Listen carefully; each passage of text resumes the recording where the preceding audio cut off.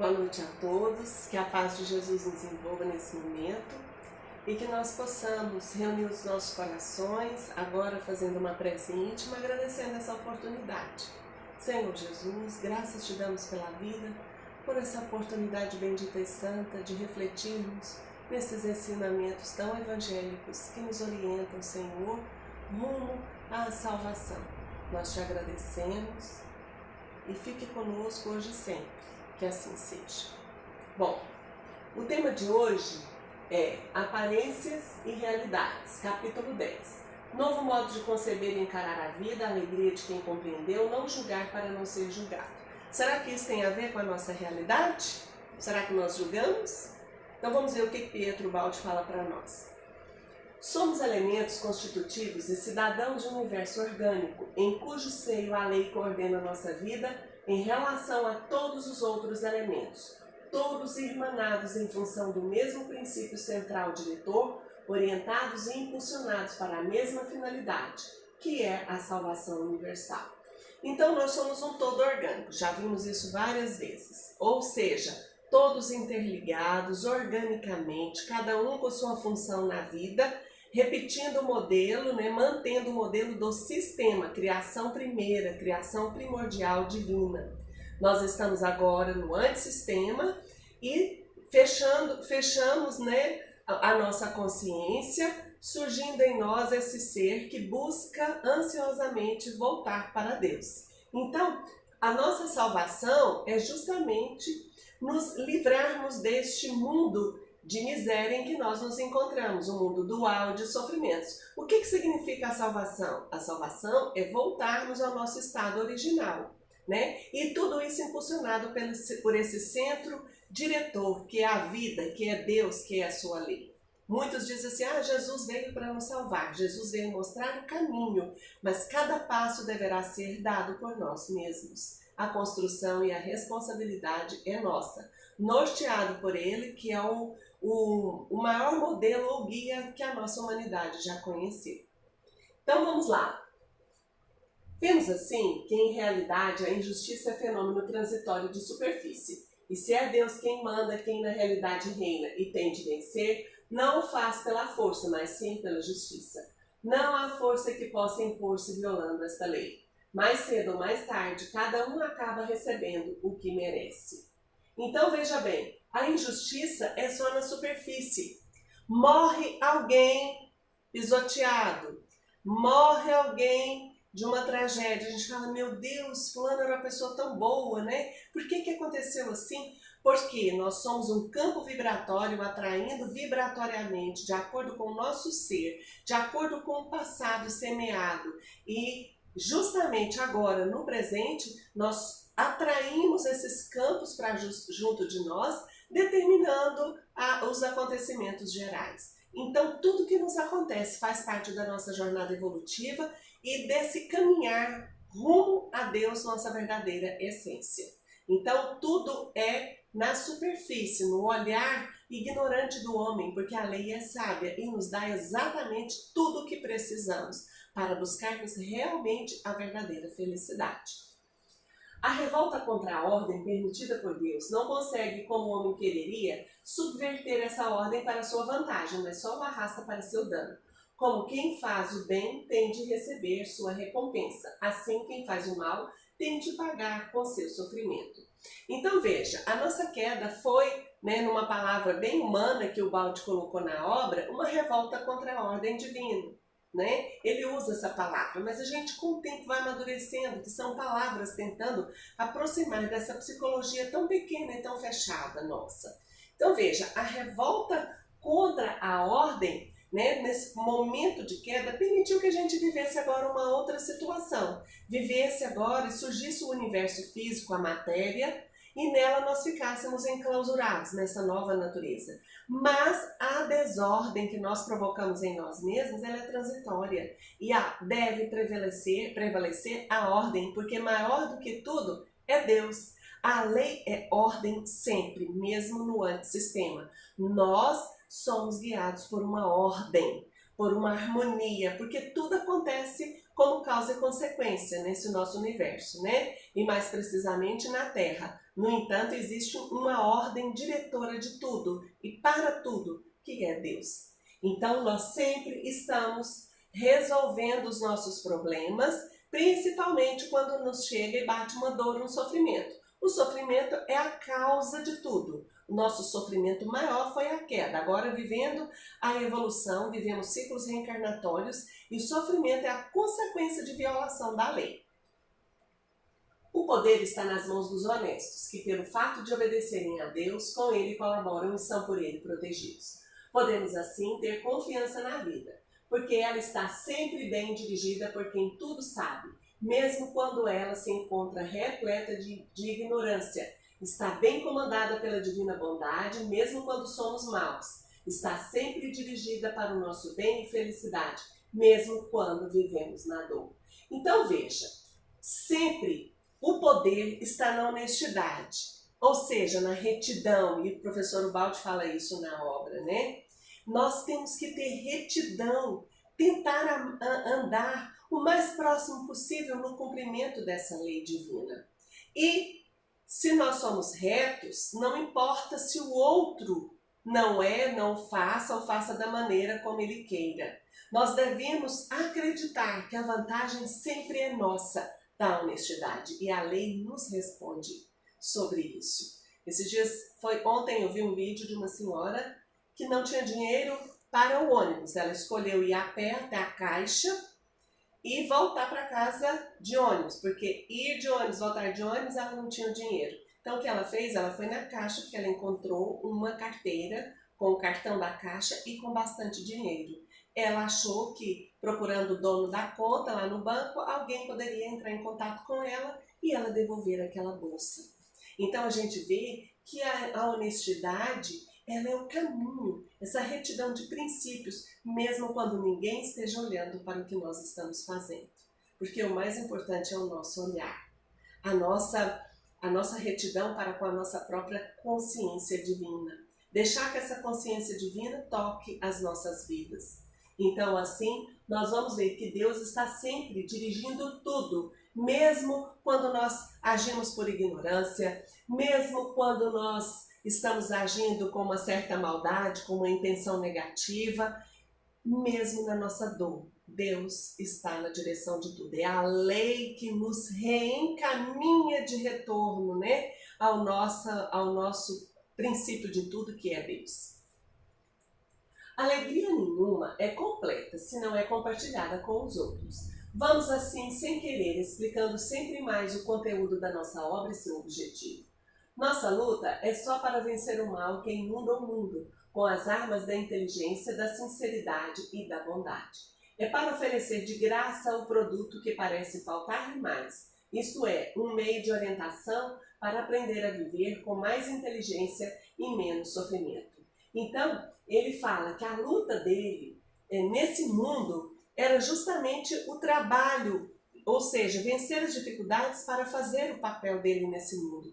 E o papel dele estava aqui, captando essas verdades e tentando deixar no papel para que outros que vierem depois pudessem encontrar um caminho mais detalhado dessa lei divina. Essa mesma lei que Jesus falou de forma metafórica, de forma simples para os homens daquela época. Mas o Evangelho de Jesus, ele vai mostrando nas suas entrelinhas, cada vez mais com o progresso do próprio homem, ele vai se revelando cada vez mais para nós, pobres homens pecadores. Então nós temos que entender que o Evangelho também evolui na sua percepção, ou seja, na sua revelação para nós. Quanto mais nós caminharmos, mais nós entenderemos que o Evangelho de Jesus trata de tudo da lei divina com uma profundidade maior. Então a obra ubaldiana, ela vem dissecando sobre o Evangelho do Cristo e deixando também para nós essas explicações mais detalhadas da palavra, sobre a palavra do Messias. E tem um detalhe, pessoal, quem está na frente tem mais obrigação de dar. Quem muito sabe tem muito a oferecer. Então a vida é essa, é um dar e é um receber. Mas quem mais tem, mais oferece e mais doa. Por isso que o evoluído tem grandes missões, ou seja, grandes tarefas com o coletivo, porque ele caminha, ele sente a lei, ele sente Deus e ele tem que voltar o seu olhar porque ele se preocupa com o outro, com o todo, porque é nesse processo de unificação que nós encontramos Deus.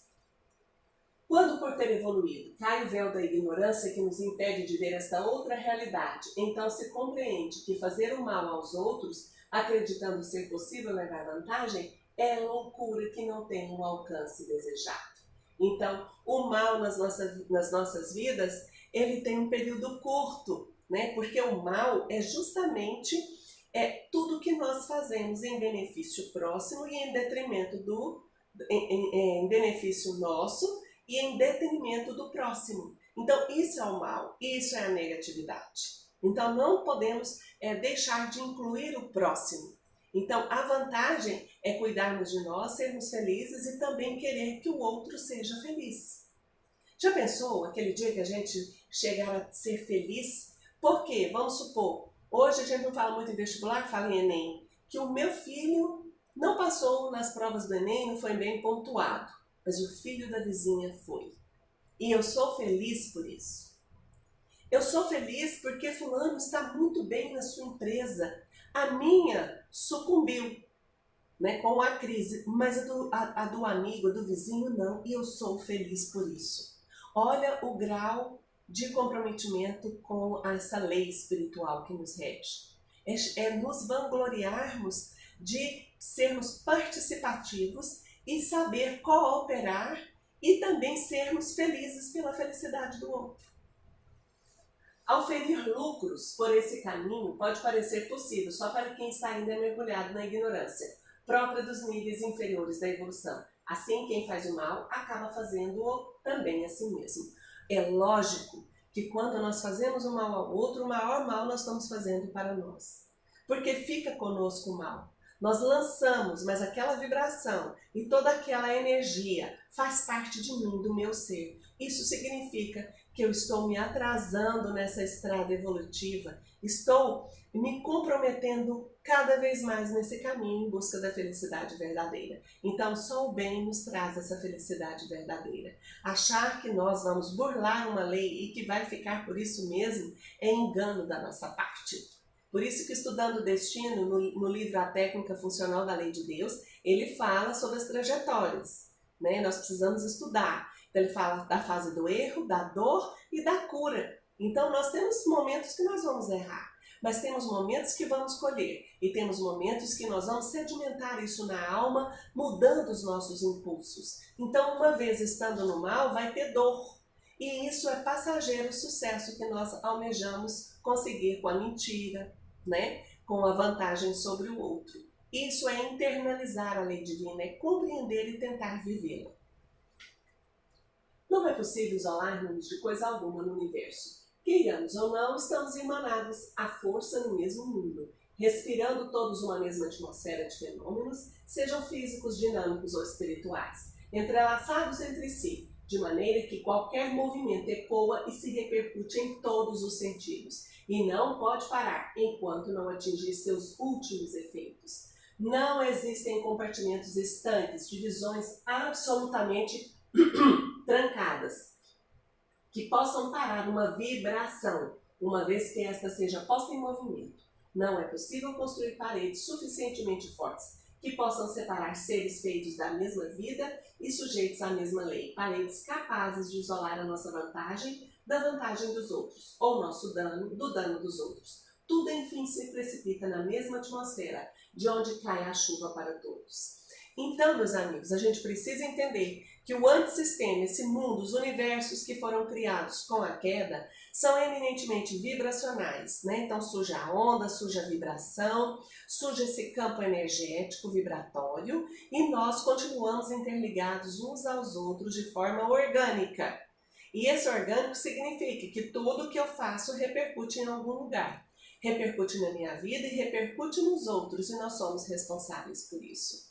Então, desde que eu lanço uma vibração, um pensamento, eu não preciso achar que o meu pensamento é só meu. Ele é um campo que se interliga e nós podemos ser influenciados. Às vezes, por exemplo, a gente vê uma violência, filmes violentos na televisão, aquela vibração, aquela carga, aquele tipo de energia, de pensamento, a gente não sabe até onde aquilo pode influenciar em mim. Ele pode despertar em mim um campo, por exemplo, de violência que não é necessariamente igual ao que o filme está mostrando, mas eu posso me tornar mais violento em casa, dando uma má resposta, sendo agressivo. Então, isso é um campo de energia.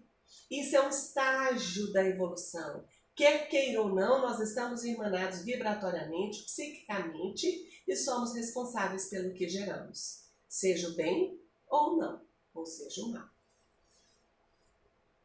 Assim acontece que quando a vítima aprende a lição sob os pés do vencedor, lição que este mesmo lhe ensinou com um exemplo, esmagando-o, ela se rebela. Então o escravo, se puder, escraviza o patrão. Mas quem foi que doutrinou e adestrou os subordinados, mostrando-lhes este caminho? É assim que a prepotência, filha da injustiça, dá fruto até certo ponto. E essa superioridade e predomínio duram enquanto ensinam. Isso é de fato o que vemos acontecer no mundo. O que sustenta tanta luta é tão somente a antevisão da vitória.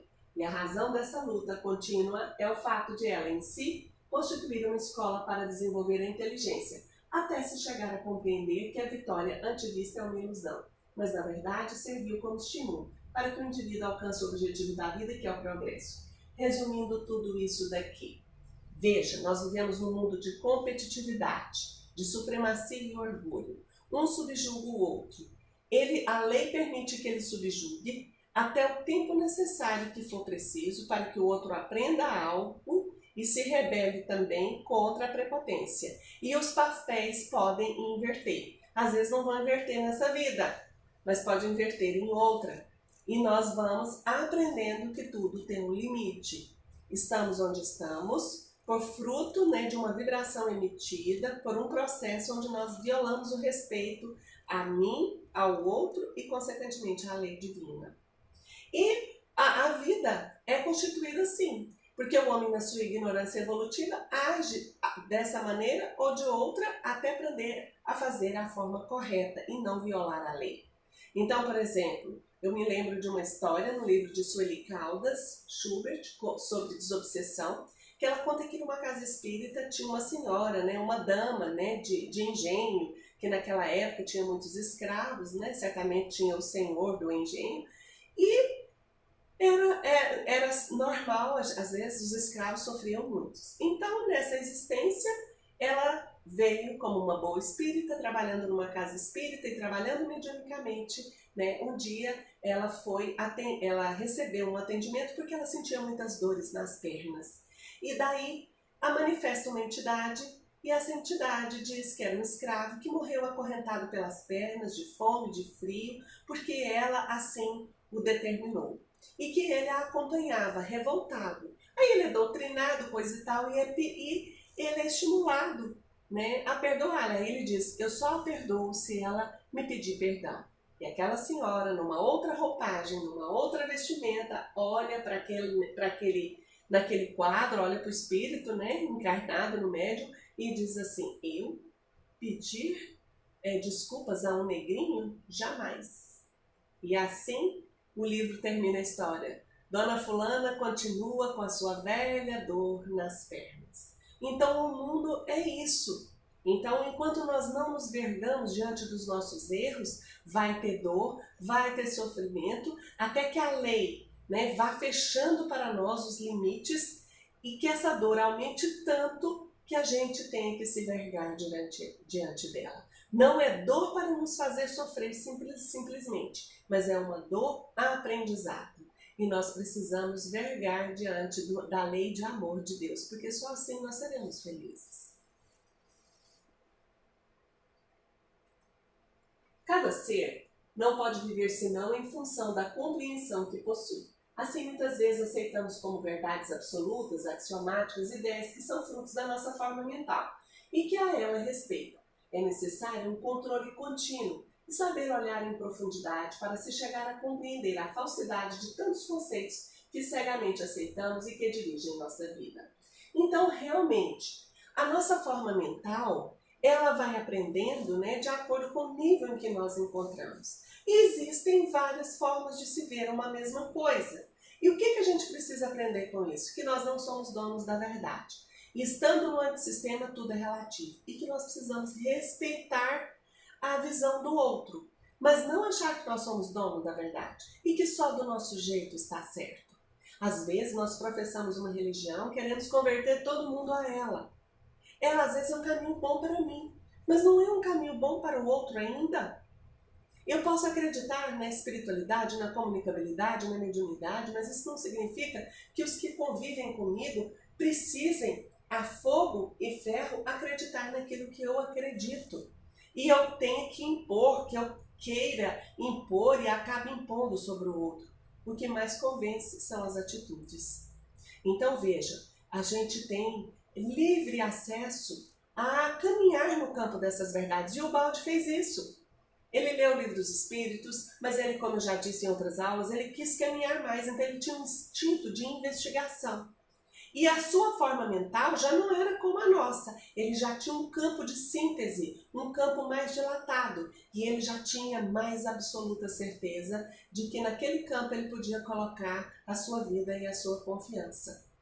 Então, dessa forma, a gente precisa entender que a gente precisa aprender as coisas por nós mesmos. Olhar, ler, raciocinar. Muitos desprezam a obra baldiana, primeiro por comodismo, muitas vezes preguiça de raciocinar, de buscar e de entendê-la, para integrá-la no conjunto de conhecimentos tão amorosos que a própria doutrina espírita traz para nós.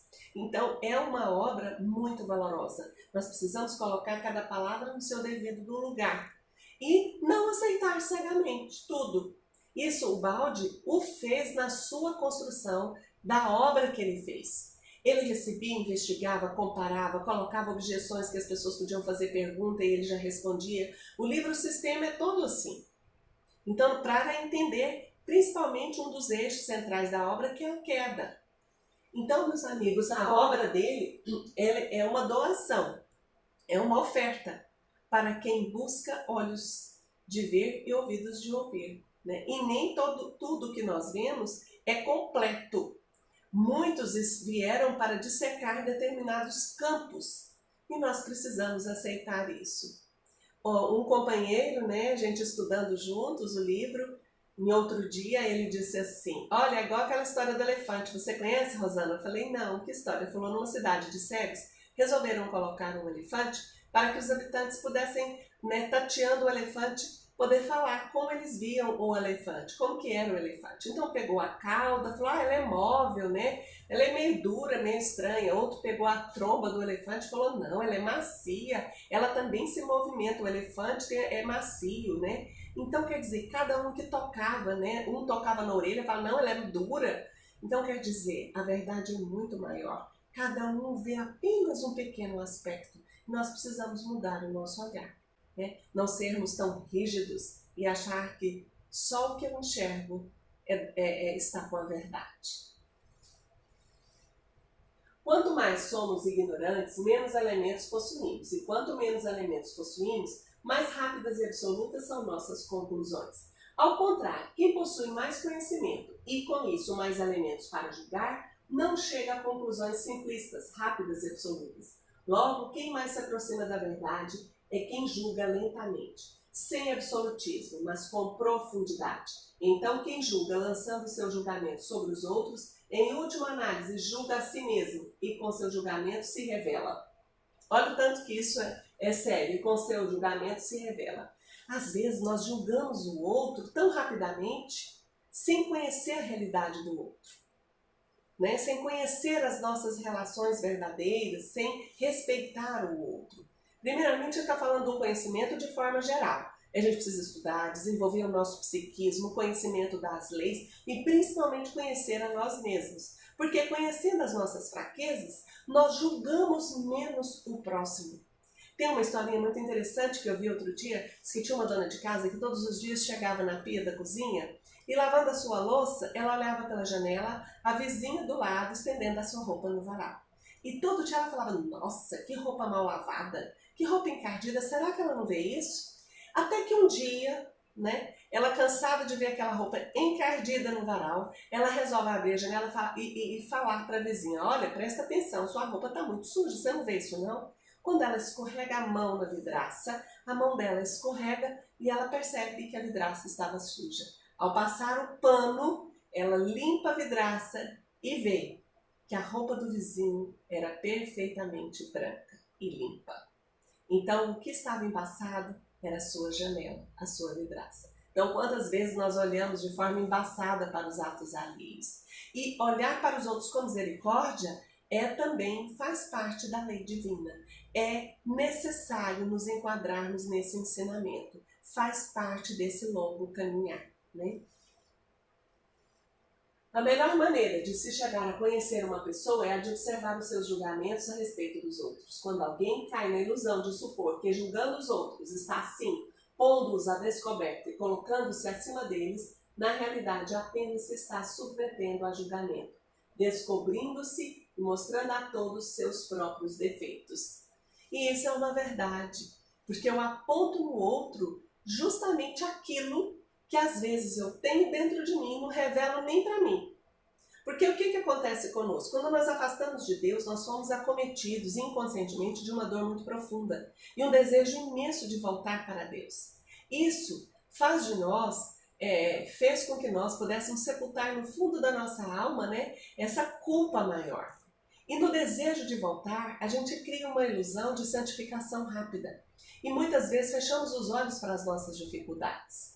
E o que nós fazemos com o outro? Acabamos enxergando no outro e muitas vezes enxergando aquilo que nos incomoda, porque no fundo é algo que nós possuímos e não gostaríamos nem de ter e nem de ver. E jogamos para debaixo do tapete. Isso é um condicionamento, é inconsciente, mas nós fazemos isso. Então, quando a gente julga alguém, muitas vezes a gente pode ter um conteúdo semelhante. Nós estamos nos revelando.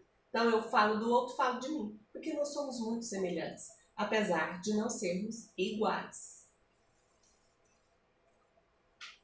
É a vontade de Deus que salva tudo, e não a vontade do homem. É ela que na justiça final reequilibra a injustiça do mundo. É ela que na sua ordem corrige a desordem, que com a sua inteligência dirige nossa ignorância e que com a sua bondade cura e elimina nossa maldade, que educando-nos anula nossos erros com o sofrimento, levando-nos para a felicidade. Esse fenômeno é devido ao que se chama imanência de Deus, que não existe só transcendente nos céus, mas também presente entre nós. Se assim não fosse, quem poderia salvar o mundo? Tudo estaria perdido. É a presença dele que impulsiona e dirige a evolução, reorganiza o caos, reconstrói o edifício despedaçado, fazendo retomar todos os elementos à sua unidade, o mal ao bem, as trevas à luz. Porque esse foi o tema da nossa última aula. Então nós achamos que vivemos num caos, quando na verdade nós não vivemos nesse caos. Nós somos envolvidos por uma ordem e essa ordem nos comanda. Então sempre Deus está nesse caminho, sempre nos impulsionando nesse retorno. Essa bondade divina, e a gente precisa acreditar nessa bondade, que ela realmente existe. Meus amigos, chegamos ao final e cheguei ao final da nossa apresentação olhando para mim e vendo que eu esqueci de colocar o meu fone. Espero que o nosso áudio não fique comprometido. Um beijo grande e continue pensando e meditando nas palavras de Pietro Baldi. Um beijo e fique com Deus.